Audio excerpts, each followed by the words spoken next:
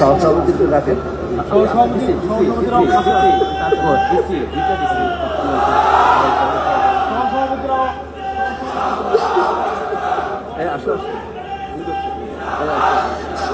দেখেন আসুন আসুন।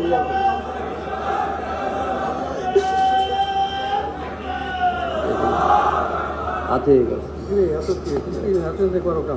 হ্যাঁ আসেন হারুন ভাই, আপনি দিকে আসেন। এই আপনি দিকে এই যেতেন, এই আপনি আপনি একটু পাশে আসেন। আচ্ছা সবাই আসছে।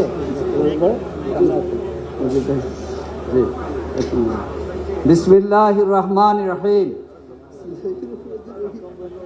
আমি সবার নাম বলেন।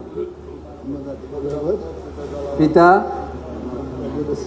যাহাকে বাংলাদেশ শ্রমিক কল্যাণ ফেডারেশনের কেন্দ্রীয় সভাপতি অবলিক সহসভাপতি নির্বাচিত করা হইয়াছে, আল্লাহ রাব্বুল আলামিনকে সাক্ষী রাখিয়া ওয়াদা করিতেছি যে আমি আল্লাহ তার রাসূল সাল্লাল্লাহু আলাইহি সাল্লামের আনুগত্য আদেশ পালনকে সব কিছুর উপর অগ্রাধিকার দিব ও সর্বাধিক গুরুত্বপূর্ণ মনে করিব।